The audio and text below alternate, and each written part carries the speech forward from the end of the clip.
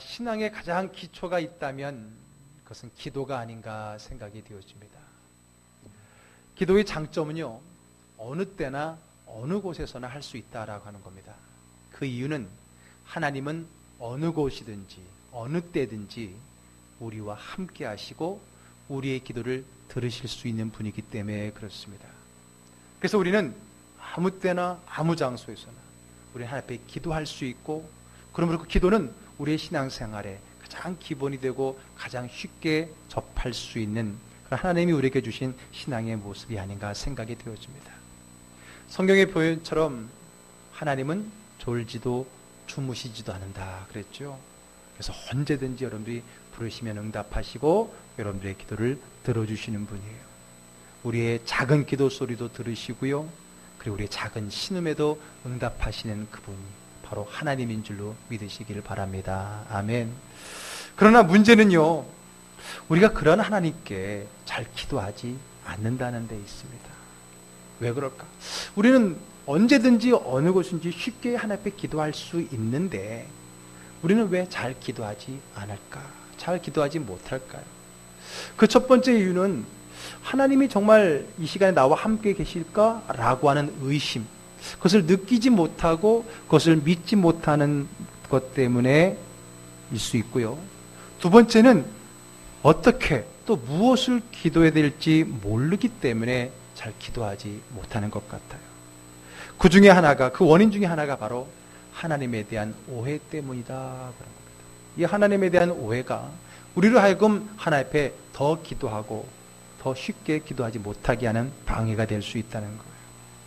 왜냐하면 우리는 하나님을 가까이 하기엔 너무 먼 그러한 분으로 생각하거나 또는 하나님을 어렵게 생각하거나 그리고 하나님 마음에 대한 오해를 할 수 있다는 거예요. 그러다 보니까 과연 하나님이 이런 기도도 들으실까? 하나님이 나 같은 사람의 기도도 들어주실까? 이렇게 기도하면 하나님이 싫어하지는 않을까? 이런 생각들이 자리하게 되고, 그런 생각들은 자꾸만 우리로 하여금 기도의 자리에서 멀어지게 만든다라고 하는 거예요.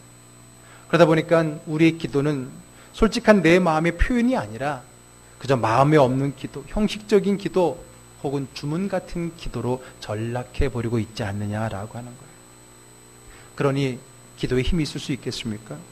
기도를 하고 나서 마음이 편하지 않고 평안하지도 않고 또 기도 응답에 대한 기대감도 없어지게 된다는 거예요. 그런 기도는 오래가지 못하고요, 금방 실증이 나게 되고 점점 나는 기도와는 먼 사람이 되어가게 된다는 거예요. 그런 우리의 잘못되어진 기도에 대한 생각, 또 하나님에 대한 오해가 우리를 하여금 가장 좋은, 또 가장 가깝게 하나님 앞에 다가갈 수 있는 그 기도로부터 멀어지게 한다라고 하는 게 문제라고 하는 겁니다. 그래서 우리는 이번 달 이 기도의 주제를 가지고 다시 한번 우리에게 주신 하나님과의 만남과 대화의 그 자리, 기도의 자리를 회복하고 기도를 통해서 하나님과 더 가까이 나아갈 수 있는 그러한 기회를 우리가 가져보려고 해요. 그래서 우리가 이 기도의 문제를 해결하기 위해서 먼저 우리에게 필요한 게 뭔가? 그것은 다름이 아니라 하나님과의 관계, 좀 더 말하면 하나님과의 친근감에 대한 이야기라고 하는 겁니다. 성경은 우리에게 하나님이 얼마나 친근하게, 때로는 다정하게 우리에게 다가오시는지 충분히 가르쳐주고 있어요. 그래서 예수님은 우리에게 기도할 때 하늘에 계신 우리 아버지여 라고 말하면서 하나님을 아버지로 생각해라, 하나님을 아버지로 불러라 라고 하면서 우리의 기도가 좀 더 친근감 있게 하나님 앞에 더 가까이 다가가도록 해주셨어요. 뿐만 아니라 바울은 우리에게 갈라디아서에서 이렇게 전해주고 있습니다. 우리 갈라디아서 4장 6절의 말씀을 한번 같이 읽어볼까요? 너희가 아들임으로 하나님이 그 아들의 영을 우리 마음 가운데 보내사 아빠 아버지라 부르게 하셨느니라. 아멘. 그냥 아버지도 아니고 아빠라고 하는, 마치 아이가 친근하게 아버지를 부르는 그 아빠의 호칭으로서 하나님을 부를 수 있도록 허락하셨다는 거예요. 그 이유가 뭘까요? 그 호칭 하나를 통해서 하나님과의 관계가 더욱더 친근함을, 더 세밀화할 수 있다는 것을 우리에게 가르쳐 주시기 위해서 이런 호칭까지 허락하신 건 아닐까요? 그런데 우리는 어떻습니까? 하나님을 생각할 때 마치 재판석에 앉아 계신 그 재판장님처럼 생각하고 있지는 않아요. 너무 딱딱하고 어려운 용어로 얘기해야 되고 필요한 것만 얘기해야 되고 엄숙하게 얘기하라고 그런 생각을 가질 수 있다는 거예요. 그러나 그렇지 않습니다. 성경은 오히려 그분은 친근한 아빠의 모습으로 다가오신다 그랬고요. 하나님은 우리가 그렇게 자신을 대하고 그런 입장으로 자신에게 다가오기를 원하신다라고 하는 겁니다. 우리의 기도가 그런 관계에서 드려지기를 원한다는 거예요. 여러분, 성경의 인물 중에 참 많은 믿음의 사람들이 있지만은 특별히 다윗을 우리가 많이 말하고 떠올리기도 합니다. 왜냐하면 다윗에게 붙여진 별명이 하나 있기 때문에 그래요. 하나님 마음에 합한 자. 우리가 새로 개정되기 전에는 성경에 합한 자라고 있는데 새로 개정된 데에는 하나님 마음에 맞는 자라고 표현하고 있어요. 한번 볼까요? 사도행전 13장 22절입니다. 한번 자막에 뜨는 만큼만 읽어볼게요. 다윗을 왕으로 세우시고 증언하여 이르시되 내가 이새의 아들 다윗을 만나니 내 마음에 맞는 사람이라 내 뜻을 다 이루리라 하시더니, 예, 오늘 하나님이 다윗을 가리켜서 내 마음에, 하나님 마음에 맞는 자다라고 했어요. 아니, 그러면 도대체 다윗이 어떠했길래, 그가 어떤 삶을 살았길래 하나님은 특별히 그를 자기 마음에 합한 자, 자기의 마음에 맞는 자라고 이야기했을까요? 여러분, 다윗에겐 참 좋은 장점이나 신앙의 이력이 참 많이 있습니다. 그가 목동이었을 때 최선을 다해서 양들 지켰던 그의 성실함도 있었을 것이고요. 그가 골리앗 앞에서 하나님의 이름을 가지고 담대하게 나갔던 용기도 칭찬받을 만하고요. 사울 왕이 자기를 죽이려고 했을 때 자기가 복수할 수 있는 기회가 있음에도 불구하고 하나님이 기름 부음은 종을 내가 함부로 할 수 없다라고 믿음으로 지켰던 그런 모습도 있었을 것이고요. 자기가 잘못했을 때에 자기를 향해 선지자가, 나단 선지자가 회개를 말을 했을 때 거기에 굴복하고 회개했던 그 모습도 위대하고요. 또 하나님의 성전을 애써 지으려고 했던 그 열심도 있고요. 또 법궤가 성전에 들어왔을 때, 자기 왕궁에 들어왔을 때 겸손하게 기뻐하며 뛰어놀았던 그의 모습도 하나님 앞에 칭찬받을 만했다는 거예요. 그런데 하나님은 그 중에 어떤 모습을 통해서 그를 합한 자, 자기 마음에 맞는 자라고 말했을까? 여러 가지 많은 그의 장점도 있지만은 제가 생각하기에는, 제가 성경을 보는 관점 속에는 아마 다윗의 이 점이야말로 하나님 마음에 합한 가장 중요한 결정적인 근거가 아닌가 생각이 되는데, 그것은 다름이 아니라 그가 늘 하나님 앞에 기도하는 사람이었다는 거예요. 하나님 앞에 늘 기도하는 사람, 그가 다윗이었다라는 겁니다. 그리고 그 하나님께 기도하는 그 기도 속에 그 다윗이 얼마나 하나님과 친밀한 관계를 유지하고 누리고 있었는가를 우리에게 보여주고 있다는 거예요. 왜냐하면 그 기도의 소리는, 그 기도의 내용은 하나님과의 관계의 척도이기 때문에 그렇다는 거예요. 여러분, 우리 흔히 다윗을 여러 칭호로 부릅니다. 왕이기도 했지만 목자이기도 했었고요. 또 다윗은 우리가 알다시피 시편의 많은 시를 직접 기록한 사람이기 때문에 그를 시인이라고도 말하고요. 그리고 시편은 곧 찬양이기 때문에 그를 찬양가라고도 말하기도 하고요. 또 시편의 내용은 또 다른 말로 기도이기 때문에 그를 기도자라고 말할 겁니다. 그에게 많은 호칭이 있는데 특별히 시편에 관계되어진 그가 저자로서 역할을 본다면 그는 시인이자 찬양가요, 기도자였다는 거예요. 그의 시들의 내용, 그들의 기도, 찬양의 내용을 가만히 보게 되면 그 다윗이 얼마나 하나님과의 친밀한 관계를 유지하고 누릴 수 있었는지 그의 기도 속에서 우리가 확인해 볼 수 있었고요. 그런 내용 때문에 하나님은 그를 자기의 마음에 맞는 자, 합한 자라고 얘기했다라고 하는 거예요. 자, 그런데 여러분, 오늘 시편을 좀 보려고 하는데 시편은 찬양이자 기도라 그랬잖아요. 그런데 이 시편의 시를 보게 되면 찬양이고 또 하나님 앞에 드리는 기도라 그러니까 어떨 때는 하나님에 대한 찬양의 글들이 많고요. 그리고 많은 경우에는 하나님의 은혜에 대한 감사의 시도 많이 있습니다. 그런데 이러한 하나님을 향한 찬양 시와 감사의 시만 있는 것이 아니라 시편을 자세히 읽다 보면 한두 개도 아니고 여러 편 많은 시의 내용은 오히려 하나님 앞에 불평하고 원망하는 내용의 시들도 들어가 있다라고 하는 거예요. 우리는 그런 시를 가리켜서 탄식시 혹은 탄원시 혹은 비탄시라고 학자들은 이야기를 합니다. 하나님에 대한 찬양과 감사의 내용만 있는 것이 아니라 하나님에 대한 그 탄식과 비관과 그리고 원망과 불평의 그 이야기도 이 시 속에 들어가 있고, 다윗 또한 그러한 시의 저자, 그러한 시로 하나님 앞에 기도했던 사람이라고 하는 거예요. 하나님 앞에 탄식하며 때로는 원망과 불평을 쏟아내는 그러한 내용의 시가 있는데, 오늘 함께 읽었던 시편 22편이 바로 그러한 다윗의 하나님에 대한 불평의, 탄식의, 원망의 시다라고 하는 것입니다. 자, 오늘 본문의 1절 한번 말씀 같이 한번 읽어보겠습니다. 내 하나님이여, 내 하나님이여, 어찌 나를 버리셨나이까? 어찌 나를 멀리하여 돕지 아니하시오며 내 신음소리를 듣지 아니하시나이까? 예, 오늘 시는 이렇게 그의 마음속에 탄식으로부터 그 하나님에 대한 아쉬움, 원망, 그런 마음의 기도로 시작되는 것을 보게 됩니다. 자신의 지금 이 처지가 힘들고 어려운데, 더 힘들고 어려운 것은 내가 믿는 하나님이 지금 나를 버리시고 외면하시고 돕지 않는다는 처절한 마음에서 오늘 시가 시작이 되고 있어요. 그런데 여러분, 한 단계 더 나아가서 더 원망스러운 거 뭔지 아세요? 그 다음 절입니다. 2절 한번 읽어볼게요. 내 하나님이여, 내가 낮에도 부르짖고 밤에도 잠잠하지 아니하오나 응답하지 아니하시나이다. 여러분, 내가 잘못해서 힘들어지고 내가 기도하지 않아서 어려워졌다면 내가 그것을 이해할 수 있어요. 감당할 수 있어요. 근데 오늘 2절에 보니까 내가 밤낮으로 기도하고 하나님을 기다렸음에도 불구하고 내 문제는 해결되지 않고 점점 더 어려워지고 힘들어지는 그 상황이었을 때 원망과 불평이 더 쌓이지 않겠습니까? 내가 하나님 앞에 예배를 드리지 않았다던가 기도를 하지 않았던가 하면은 신앙의 양심의 가책이 있기 때문에 이렇게 할 수 없을 거예요.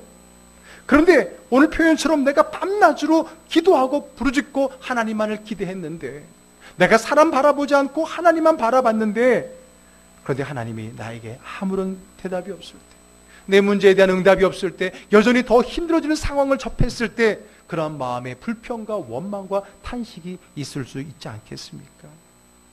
심지어는요, 나를 보는 주변 사람들까지 나를 비웃으면서 조롱하기 시작합니다. 우리 7절, 8절로 내려갑니다. 또 한번 읽어볼게요. 나를 보는 자는 다 나를 비웃으며 입술을 삐죽거리고 머리를 흔들며 말하되 그가 여호와께 의탁하니 구원하실걸, 그를 기뻐하시니 건지실걸 하나이다.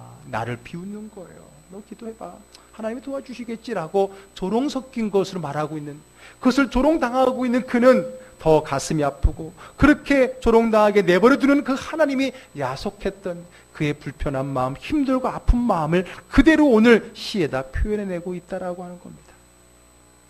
여러분, 신앙생활 하면서 이런 마음 안 가져본 분들이 있으세요? 아마 없을 거예요. 신앙생활 하면서 한 번도 하나님 앞에 원망이나 불평의 마음을 가져보지 않은 사람은 없었을 겁니다. 내 처지에 대한 탄식, 그러한 처지를 돌보지 않은 하나님에 대한 원망의 불편, 오늘 여기가 있다라고 하는 거예요. 만약에 우리 가운데 그런 사람이 없다면 두 가지 중에 하나일 거예요.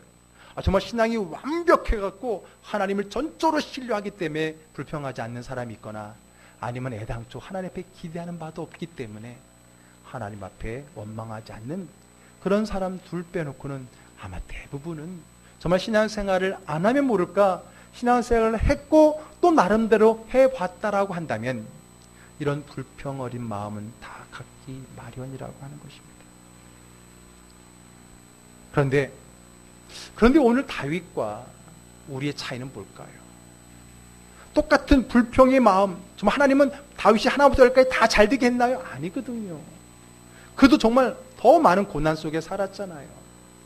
젊어서는 자기 장인이 죽이려고 도망다녔고, 나이 많아서는 자기 아들이 자기를 죽이려고 도망다녔던 그런 아픔의 과거가 많았던 사람이잖아요. 그도 원망과 불평이 많은데 그와 오늘 우리의 차이는 무엇일까요? 오늘 성경이 우리에게 다윗을 통해서 그가 하나님의 마음에 합한 자라고 이야기해주는 그 근거가 무엇이냐라고 하는 거예요. 다윗은 그런 마음, 하나님에 대한 불편한 마음, 불평의 마음, 원망의 마음을 가지고 솔직히 하나님 앞에 나아갔다는 거예요. 그리고 그 내용을 솔직히 하나님께 기도를 드렸다는 거예요.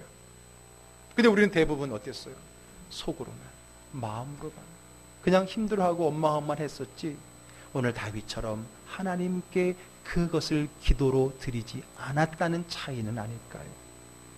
우리는 많은 경우에 이럴 때는 간절히 기도하며 하나님께 나아갔다가 응답이 없고 변화가 없으면 아예 하나님을 원망하며 하나님을 멀리하거나, 혹은 마음은 불편한데 아닌 척 그냥 형식적인 기도 생활로 지나가 버리는 그런 삶을 살 때가 많이 있다는 거예요. 하나님을 원망은 해보았지만 원망의 기도는 해본 적이 별로 없었다는 거예요. 하나님 향한 원망과 원망의 기도는 다르다고 제가 좀 구별을 하고 있는 겁니다. 원망은 하나님께 삐쳐갖고 하나님께 등지고 기도를 멀리 했었다는 거예요. 원망의 기도는 뭐예요? 그 마음을 가지고 하나님을 바라보고 하나님 앞에서 무릎 꿇고 기도했다는 거예요. 똑같은 원망의 마음이지만 한쪽은 하나님을 등지고 그 원망의 마음을 갖고 있는 반면, 한 사람은 그 원망의 마음을 다름 아닌 그 하나님 앞에 무릎 꿇고 기도로 승화시켰다라고 하는 거예요. 사실 처음부터 승화시킬 마음은 없었어요. 그 마음을 그대로 하나님 앞에 표현했다라고 하는 거죠. 그게 다윗과 우리의 차이였어요. 그게 바로 다윗이 드렸던 원망의 기도라고 하는 것입니다. 자기의 불편한 그 마음조차 그대로 하나님 앞에 가져가는 거예요. 그리고 그 마음 그대로 하나님 앞에 기도를 드렸다는 거예요. 이게 바로 일명 탄식의 기도, 원망의 기도라고 하는 겁니다. 아니 그게 기도예요? 그렇게 기도해도 돼요? 하나님 앞에 감히 그런 기도를 해도 됩니까? 라고 여러분들이 물으신다면, 제가 앞에서 말했던 것처럼 여러분들은 하나님을 많이 오해하신 거예요. 많이 오해하신 거예요. 그래도 돼요? 그렇게 할 수 없잖아요 라고 했던 것은 오해라고 하는 거예요. 왜?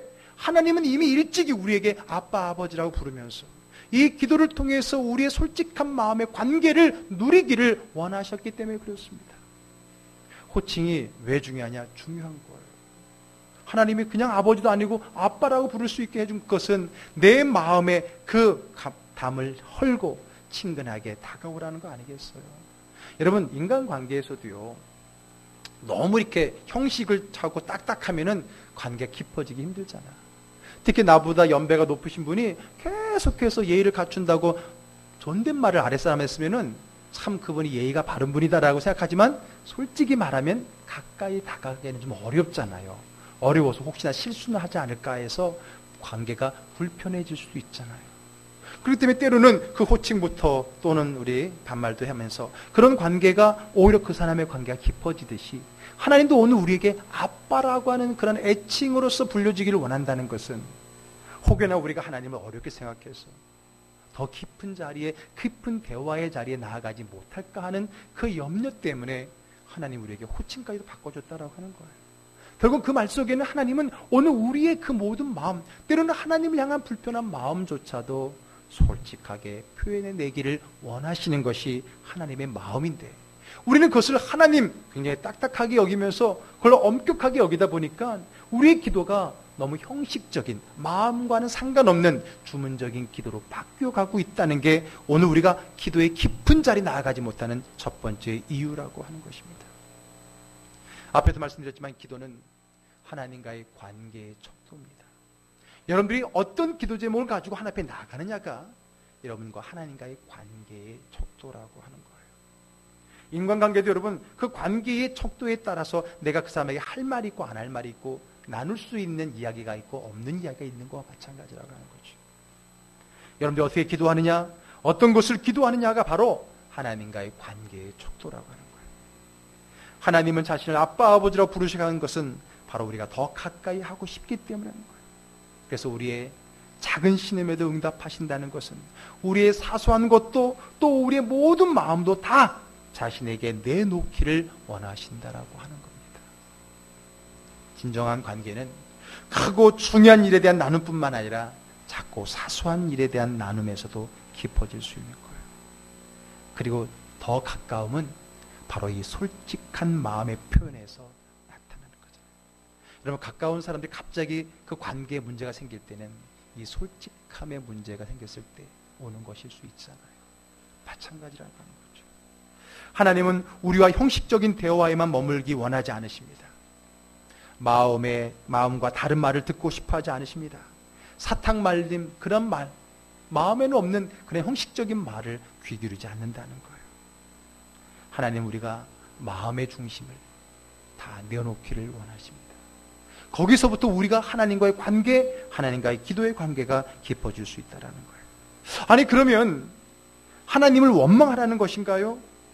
성경에는 보니까 하나님을 원망하는 사람들은 다 심판받고 징계받았다고 하는데 어떻게 하나님을 원망해요? 예, 맞아요. 근데 여러분 잘 들어보세요.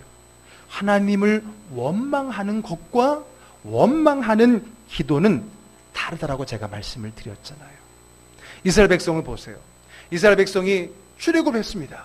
근데 여러분 출애굽하자마자 바로 적과 꿀이는 가나안 땅이었습니까? 아니에요. 광야예요. 그것도 40년이나 걸어갔어요. 거기서 이스라엘 백성들은 원망과 불평이 많았어요. 결국 그들은 그 원망과 불평 때문에 하나님 앞에 징계와 심판을 받고 그 출애굽 1세대는 가나안 땅에 들어가지 못하고 광야에서 40년간 방황하며 다 죽었어요. 원망의 결과는 죽음이에요. 징계예요. 근데 여러분 잘 보세요. 모세는 어땠어요? 모세도 하나님 원망했나요? 원망했어요. 왜 하나님 나에게 이 일을 맡겨갖고 이렇게 힘들게 하냐는 둥, 그래서 내가 안 한다 그러지 않았냐는 둥 원망도 했어요. 근데 여러분 모세와 이스라엘 민족과의 차이가 뭔지 아세요? 모세는 원망을 하되 어디에서? 하나님 앞에서, 기도의 자리에서 원망했다는 거예요. 똑같은 원망이지만 하나님을 등지고 하는 원망은 하나님 앞에 징계를 받을 수밖에 없어요. 아니 그 자체가 이미 징계, 하나님을 등졌기 때문에. 그러나 하나님 앞에 사는 원망은 하나님의 위로와 격려가 따라가게 된다라고 하는 거예요. 똑같은 원망이라도 하나님을 등지고 하는 원망과 하나님을 바라보고 하는 원망의 기도에는 이렇게 큰 차이가 있다라는 거예요. 하나님 앞에서 드렸던 거라고 하는 거죠. 성경에 보면 엘리야라는 선지자가 나오죠. 그가 갈멜산에서 이방 선지자, 우상 선지자 850명과 싸워 이겼습니다. 그런데 아합 왕의 아내인 이세벨이 너를 죽이겠다라는 그 말 한마디 때문에 두려움 속에 광야로 도망가잖아요. 거기서 하나님 앞에 원망하잖아요. 불평하잖아요. 오늘 그 이야기 한번 볼까요? 열왕기상 19장 4절입니다. 한번 같이 읽어볼게요. 자기 자신은 광야로 들어가 하루길쯤 가서 한 로뎀 나무 아래에 앉아서 자기가 죽기를 원하여 이르되 여호와여 넉넉하오니 지금 내 생명을 거두시옵소서. 나는 내 조상들보다 낫지 못하나이다 하고, 예, 지금 광야길로 가서 지금 내가 이러려고 내가 선지자가 되었나? 자괴감에 빠진다. 요즘 이런 표현이 유행이죠. 내가 이러려고 내가 우상 제사장과 싸웠나? 그리고 지금 한탄하면서 죽기를 기대하고 있는 그 원망과 불평과 탄식의 자리였어요. 그런데 여러분 그 탄식의 이야기 오늘 성경 말씀에 남다른 게 있어요. 뭐예요? 제가 빨간 글씨 써놓은 게 뭐예요? 이르되 여호와여. 그 말은 뭐예요? 오늘 이 탄식을 누구에게 하고 있다는 거예요? 하나님께 하고 있다는 거예요. 그 원망과 불평과 탄식의 마음을 누구 앞에 내놓고 있다는 거예요? 하나님 앞에 내놓고 있다는 거예요. 똑같은 원망과 불평이 있지만은 그것을 하나님 앞에 내놓을 때 그게 뭐가 된다고요? 기도가 되는 거예요. 기도는 여러분 어떤 형식적인 틀에 갇힌 것만이 기도가 아니라 하나님 앞에 내어놓는 여러분의 모든 표현이 다 기도 아닙니까? 오늘 우리 안에 있는 불편한 마음조차도 하나님 앞에 내어놓으면 그게 기도가 되는 거고, 그 기도는 하나님이 들으시는 것이고, 그 기도를 위해서 하나님이 움직이시게 되는 거라고 하는 거예요. 똑같은 원망인 것 같지만 전혀 다른 원망이라는 걸 우리는 알아야 됩니다. 오늘 엘리야가 얼마나 하나님 시킨 대로 했는데 오죽 죽게 생겼다고 하나님을 따지고 원망하고 있지만은, 그러나 그의 기도는 원망의 기도였어요. 우리는 그동안에 하나님을 너무 오해했던 겁니다. 하나님은 아주 멋진 미사여구가 첨가된 기도를 원하고 있다고 생각하고 있는 거예요. 기도문 책에나 기록될 만큼의 멋진 기도를 요구하는 게 아니라고 하는 겁니다. 은혜로운 기도를 요구하고 있다고 오해하고 있는 거예요. 우리가 주로 듣는 기도는 주일 예배 때 대표 기도 혹은 목사님이 설교 끝나고 하는 기도만 들었으니까, 아, 기도는 저렇게 된다는 생각 때문에 나는 저렇게 못하는데 하니까 기도가 어려워지고 기도가 점점 멀어지고 기도는 나와 별로 가깝지 않은 것처럼 느끼는 건 이 모두가 다 오해라고 하는 거예요. 기도는 뭐예요? 기도는 여러분들의 마음의 생각을, 여러분의 뜻을, 여러분의 소망을 하나님께 그대로 아뢰는 겁니다. 거기에 무슨 형식이 필요하겠어요? 물론 대표로 하거나 어떤 형식적인 것에 필요할 때는 형식이 필요하겠지만, 대화를 하는데, 사랑하는 사람과 관계하는데 어떤 형식이 필요하겠습니까? 오늘 그 오해를 먼저 풀어야 되는 거예요. 하나님은 우리의 마음을 그대로 받기를 원하시는 거예요. 우리의 아픈 마음, 상한 마음을 그대로 받기를 원하요. 그를 기도로 보시는 거예요. 그 기도가 자기에게 들려지기를 원한다는 거예요. 시편 51편 17절의 말씀 한번 읽어볼게요. 한번 같이 읽습니다. 하나님께서 구하시는 제사는 상한 심령이라 하나님이여 상하고 통해하는 마음을 주께서 멸시하지 아니하시리이다. 아멘. 예, 하나님은 오늘 우리에게 구하는 제사는 상한 심령이래요. 여러분들, 하나님이 여러분들의 아픔을 모르는 게 아니에요. 근데 더 안타까운 것은 그 아픔을 하나님 앞에 구하지 않는다는 거예요. 하나님은 그 상한 심령, 통해하는 그 마음을 주님은 멸시하지 않으셔요. 멸시하지 않는 정도가 아니라 그 마음을 받아주셔요. 그 마음을 변화시켜 주실 줄로 믿습니다. 이게 하나님 마음이에요. 그런데 우리는 애써 그것을 숨깁니다. 마치 그러면 불경건한 것처럼, 그거는 기도가 아닌 것처럼, 그거는 신앙이 아닌 것처럼 우리는 오해하고 있고 착각하고 있다라고 하는 거예요. 그러나 여러분, 처음에 우리 신앙생활 해보세요. 어쩌면 원망의 기도가 더 많을지도 몰라요. 하나님의 은혜를, 깊은 하나님의 은혜를 깨닫기 전까지는 어쩌면 우리에게 원망과 불평의 기도가 더 많을지 몰라요. 그러나 하나님은 그것에 대해서 뭐라 하지 않으십니다. 오히려 그러한 상한 심령을 보일 때에, 하나님 앞에 솔직히 내놓을 때에 하나님이 그 마음을 만져주시고 치유해 주신다는 사실을 믿으시기를 바랍니다. 왜 기도와 멀어졌습니까? 왜 우리가 하나님의 기도의 자리에 잘 가까이 나아가지 못합니까? 이런 상한 마음의 심령이 있음에도 불구하고 그것을 감춘 채 나아가니까 그 기도는 내 기도가 아니에요. 내 마음의 기도가 아니에요. 형식적이고 주문적인 마음에도 없는 이야기로 뿐이라는 거예요. 그러니 그 기도를 통해 하나님과 가까워질 리는 만무하다라고 하는 것입니다. 이런 마음을 하나님께 솔직히 내어올 때 비로소 우리 마음이 하나님을 더 기대하게 되어집니다. 오늘 본문의 11절 말씀 읽어볼까요? 나를 멀리하지 마옵소서. 환난이 가까우나 도울 자 없나이다. 내 마음을 솔직히 드러내는 것은 뭐예요? 하나님밖에 없다라는 거잖아요. 내가 위로받을 곳은 여전히 하나님밖에 없다라고 하는 그의 마음입니다. 오히려 내 속을 그대로 드러났을 때에 더 하나님 앞에 가까이 갈 수 있어요. 여러분, 우리가 인간관계도 내 마음 안에 그 사람에게 속이고 있는 뭐 하나가 있으면 더 이상 가까워지지 않아요. 그러나 그것을 솔직하게 드러내놓을 때, 그것이 내 아픔이고 상처고 단점이라도 그걸 싹 드러낼 때 비로소 그 사람과 더 깊은 관계가 되고 그 사람을 더 의지하고 기대하게 되는 게 관계잖아요. 우리 하나님도 인격적인 하나님이신데 그렇지 않겠습니까? 그래서 오늘 나를 멀리하지 마옵소서. 환난이 가까우나 도울 자 없습니다 하면서 오히려 하나님 앞에 더 나아가는 거예요. 근데 왜 우리가 그 내놓지 못해요? 왜 더 가까이 하기를 멈추고 있어요? 알량한 자존심 때문에 그래요. 알량한 자존심 때문에 그래요. 그리고 하나님에 대한 원망 때문에 그래요. 그러나 원망 때문에 뒤돈다면 우리의 원망은 더 깊어질 수밖에 없어요. 그 원망을 가진 채 하나님을 바라고 그 원망을 하나님 앞에 기도로 쏟아내야 된다라고 하는 거예요. 19절의 말씀 볼게요. 읽습니다. 여호와여 멀리하지 마옵소서. 나의 힘이시여 속히 나를 도우소서. 내가 내 안에 있는 것을 드러내면 드러낼수록 우리는 하나님 앞에 더 가까이 가기 되는 거예요. 가려고 몸부림치게 되는 거예요. 반대로 내가 하나님 앞에 내놓지 않으면 않을수록, 감추면 감출수록 하나님과 나는 더 서먹해지고 멀어진다라는 것을 기억해야 됩니다. 하나님 앞에서 하는 원망의 기도는 더욱더 간절한 기도로 이어질 수가 있습니다. 아니, 기도가 아니었어도 좋아요. 하나님 앞에 그저 자기 한탄하고 하소연하는 것일 수도 있어요. 그러나 하나님 앞에 향할 때 하나님은 그를 기도로 들으신다는 거예요. 오래전에 제가 전도했던 한 분이 있었습니다. 애기 엄마예요. 전도를 하는데 마음이 강팍해요. 처음엔 얘기를 안 하는데 나중에 들어보니까 하나님에 대한 상처가 있어요. 무슨 상처가 있었냐면 자기 친언니가 예수를 정말 열심히 믿었대요. 그런데 병이 걸렸대요. 시집도 안 간 처녀. 병에 걸렸는데 그 믿음 좋은 언니는 계속해서 하나님이 고쳐줄 것을 믿고 기도했다는 거예요.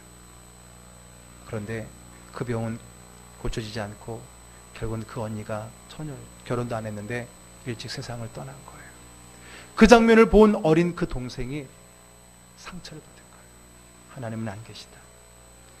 우리 언니가 그렇게 기도했는데도 불구하고 우리 언니가 저렇게 갔다면 하나님은 안 계시거나 하나님은 별로 우리에게 관심이 없는 거야.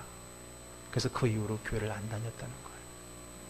그리고 시집을 왔고 애기를 키우다가 제가 전도를 나가서 만나게 된 거예요. 그 마음은 아주 굳어져 있는 강팍한 마음이었어요. 그분을 전도하기에 참 오래 걸렸어요. 그런 말을 이해시키면서 그래도 하나님 앞에 나와 그 모든 것, 제가 그 모든 하나님에 대한 그 섭섭한 마음도 한번 다 내려놓으라고 그렇게 설득을 하고 기도를 하고 또 기도를 하기 위해서, 전도하기 위해서 많은 그런 감동의 일을 했어요. 그러다가 정말 1, 2년이 지나고 나서 교회에 왔어요. 근데 여러분, 교회 처음 나온 날 이 자매가 맨 뒤에 앉아서 하루 종일 시간 내내 울기만 하는 거예요. 울기만 하는 거예요. 모르는 사람들은 저 사람이 은혜 받았구나 그러지만 저는 알아요. 은혜 받아서 우는 게 아니에요. 막 마음속에 있는 복받친 그 하나님에 대한 언니의 생각이 복받쳐서 막 눈물이 나왔던 거고요. 그리고 사람들 다 가고 끝까지 남아가고 거기서 하나님 막 하소연을 한 거예요. 어떻게 그럴 수 있느냐고. 그리고 예배가 끝나고 1시간을 더 그러고 가더라고요. 그런데 여러분, 그리고 나서 그가 바뀌었어요. 그 안에 있는 하나님에 대한 그 섭섭한 마음을, 남들은 무슨 그게 기도냐고, 그건 한탄이지 하소연이지. 맞아요. 하소연 맞아요. 한탄 맞아요. 그런데 여러분, 그 하소연 한탄도 하나님 앞에서 하면 그게 기도가 된다는 걸 알아야 되는 거예요. 말 그대로 하나님을 등지고 사람을 향해서 혹은 아무를 향해서 했다면 정말 그건 한탄이고 한소연이겠죠. 그러나 그것이 하나님을 향해 있을 때, 하나님을 향해 쏟아낼 때 하나님은 그를 기도로 받으신다라고 하는 겁니다. 그리고 나서 자기 혼자 그걸 다 풀어내고 하나님 앞에 막 그냥 안 좋게 막 하다가 결국은 스스로 해결된 거예요. 그 가운데 하나님께서, 하나님은 제가 생각하기로는 핑계대지 않았을 거예요. 그 마음 다 받으셨을 거예요. 그래, 미안하다. 너도 정말 섭섭했겠지, 아팠지, 힘들었지. 아마 하나님이 그렇게 위로해 주었을 거예요. 그렇게 한바탕 크게 울고 나더니 그 영혼이 변화가 일어나서 교회와 다시 가까워지기 시작하고 신앙생활을 했던 것을, 제가 이름은 잃어버렸지만 얼굴과 아기 얼굴이 지금까지 선명합니다. 여러분, 하나님을 등지고 있는 그 어떤 원망은 오히려 내 안에 있는 쓴뿌리만 더해갑니다. 그러나 오늘 우리 안에 있는 원망과 불편한 마음, 이 어두운 그림자 또한 하나님을 향하여 솔직히 쏟아낸다면 그것은 기도가 되고, 그 기도는 하나님이 들으셔서 그 기도대로 하나님이 움직이신다는 사실을 믿으시기를 바랍니다. 아멘. 여러분, 오늘 성경 말씀을 처음 읽었을 때, 특별히 1절을 읽었을 때 여러분들 갑자기 머릿속에 뭔가 연관되는 게 분명히 있었을 거예요. 오늘 이 시편의 본문을 누군가가 인용을 했기 때문에 그래요. 누가 인용했을까요? 자, 시편 오늘 본문 1절을 다시 한번 읽어보겠습니다. 내 하나님이여, 내 하나님이여, 어찌 나를 버리셨나이까.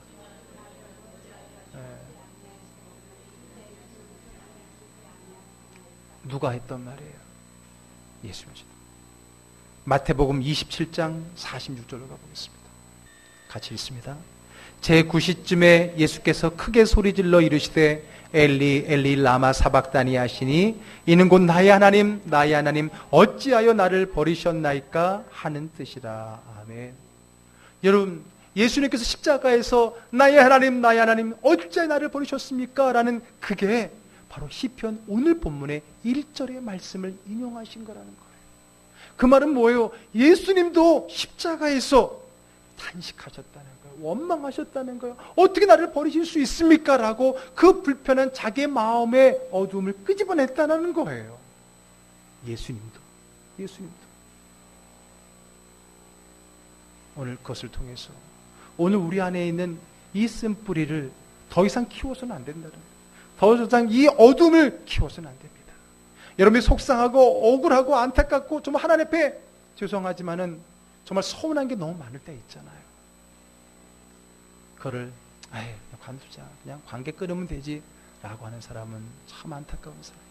오히려 그 마음을 그대로 하나님 앞에 나아가서 아바 아버지, 아빠 아버지라 부르면서 그것을 쏟아내고, 때로는 원망과 불평을 쏟아내고 어떻게 그러실 수 있느냐라고 하나님 앞에 손가락질을 할지라도 하나님은 그것을 기도로 받아주시긴다고 하는 거예요. 받아주신다는 거예요. 저는요, 이렇게 기도하는 사람도 봤어요. 강대상 앞에 혼자서 기도하면서 하나님 앞에 삿대질하니까 그러실 수 있냐고 막 삿대질하고 하는 분도 봤어요. 여러분, 그게 불경건한 겁니까? 그 사람이 아직 신앙생활을 잘못하는 거예요? 아니에요. 저는 오히려 거기서 해결을 봐야 된다 생각해요. 여러분, 오늘 하나님에 대한 불편한 마음 애써 감춘 채 적당한 거리에서 신앙생활을 했던 그 쓴뿌리 해결하지 않으면 우리의 기도의 깊이를 더할 수 없고, 우리의 기도를 깊이를 더할 수 없다는 것은 하나님과의 관계의 깊이를 더할 수 없다라고 하는 것입니다. 그 문제 해결해야 돼요. 서운한 거 이번에 해결받아야 돼요. 솔직하게 하나님 앞에 서운했다 그러고, 그때 하나님도 안 계신 것 같다 생각하고, 어쩌면 지금도 그런 생각 갖고 있는지 모른다라고 솔직하게 하나님 앞에 토해내야 되는 거예요. 토해내야 돼요. 예수님도 다 드러냈어요. 나를 왜 버리시니까라고 그 기도 제목을 활용했어요. 뿐만 아니라 오늘 시편에 있는 내용이 예수님의 내용과 관계된 게 있어요. 오늘 본문의 18절 한번 읽어볼까요? 내 겉옷을 나누며 속옷을 제비 뽑나이다. 뭐예요? 예수님이 십자가에 못 박혀 계셨을 때 그 옷을 가지고 아래 군사들이 서로 제비 뽑고 나눠 가졌잖아요. 오늘 그 이야기, 다시 말해서 오늘 예수님의 십자가의 상황이 다윗의 그 비참한 힘든 어려운 상황과 똑같다라고 하는 거예요. 오늘 예수님도 십자가에서 그 하나님을 향한 탄식의 기도를 드리셨다라고 하는 거예요. 여러분들은 원망을 할 것인가? 아니면 원망의 기도를 할 것입니까? 똑같은 원망의 상황 속에 원망만 할 것입니까? 아니면 하나님 향해 원망의 기도를 드리실 것입니까? 제가 하는 말 잘 들어보세요. 하나님은 너무해 와 하나님 너무해요, 무슨 차이예요? 똑같은 단어인데 무슨 차이예요? 하나는 그냥 존댓말 넣은 게 아니라 하나는 하나님 너무해 하고 그냥 탄식하는 거, 원망하는 거. 그러나 하나님 너무해요는 누구한테 하는 거예요? 하나님께 한 거잖아요. 하나님 너무해요 혼자 생각하는 거는 자기의 탄식이지만, 하나님 너무해요, 오늘 제목이 너무해요, 원망의 기도가 될 때에 하나님이 그 기도를 기도로 받으신다는 거예요. 여러분, 더 놀라운 건 뭔지 아세요? 오늘 이 탄식 시인 22편 다음에 우리가 시편 150편 가운데 가장 아름다운 시라고 말할 수 있는 시편 23편이 나오잖아요. 여호와는 나의 목자시니 내게 부족함이 없으리로다. 여러분, 시편은 150편의 시를 편집해서 이렇게 묶어놓은 거니까 이 편집할 때, 시를 배열할 때 나름대로 의도가 있을 거 아니에요. 1편은 서론적인 내용이기 때문에 1편은 없고 150편은 결론적인 내용이기 때문에 놨듯이 오늘 22편 다음에 23편을 놓은 의도가 있지 않겠어요? 오늘 이 탄식시 다음에 등장하는 23편에 그 아름다운 하나님 향한 찬양의 시가 있는 거죠. 그래서 원래 시편에 보게 되면 이 탄식시의 끝은 처음에는 불평불만으로 오지만 뒤에 가면은 하나님을 찬양하는 찬양으로 끝나게 되는 게 이게 시편의 탄식시의 흐름이거든요. 여러분, 오늘 여러분들의 그 아픔과 쓴뿌리, 그 불편하고 원망하고 그 억울한 마음을 다 하나님 앞에 내어놓을 수 있기를 주님으로 축복합니다. 그럴 때 비로소 여러분들이 그 문제를 해결받고 그 쓴뿌리가 뽑혀지고 그 어둠과 불평이 사라지고 진정한 푸른 초장, 맑은 시냇가에 하나님의 은혜의 초장이 여러분들의 삶 가운데 넘치게 될 줄 분명히 믿습니다. 부디 어렵더라도 힘들더라도, 아니 힘들고 어려울수록 더욱더 하나님 앞으로 나아가십시오. 그리고 솔직히 우리의 마음으로 표현해 드리십시오. 거기서 원망하고 거기서 탄식하십시오. 그러면 하나님이 우리의 눈물을 닦아주실 것입니다. 결론으로 요한계시록 7장 17절의 말씀 한번 같이 읽어볼게요. 같이 있습니다. 이는 보좌 가운데에 계신 어린 양이 그들의 목자가 되사 생명수 샘으로 인도하시고 하나님께서 그들의 눈으로 모든 눈물을 씻어 주실 것임이라. 아멘.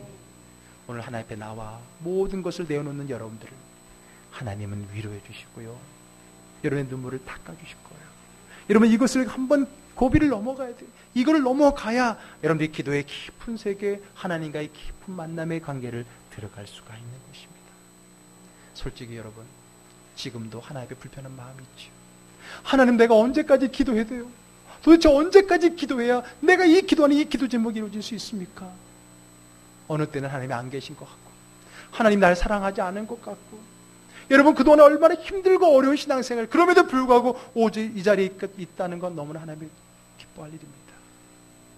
그러나 오늘 여기서 이 문제 하나님 앞에 내어놓읍시다. 하나님 앞에 내어드립시다. 아닌 척, 믿음 좋은 척 아니라 솔직한 우리의 마음의 고백, 힘든 어려움 다 내어놓고 거기서 하나님이 눈물 흘리게 하시고 그 눈물 닦아주심을 경험하면서 여러분들이 하나님 앞에 더 깊은 세밀한 하나님의 은혜를 경험할 수 있는, 그래서 여러분들의 기도의 세계가 깊어지고 믿음의 세계가 더 깊어질 수 있는 신앙인들이 되기를 주의 이름으로 축복합니다. 기도하겠습니다.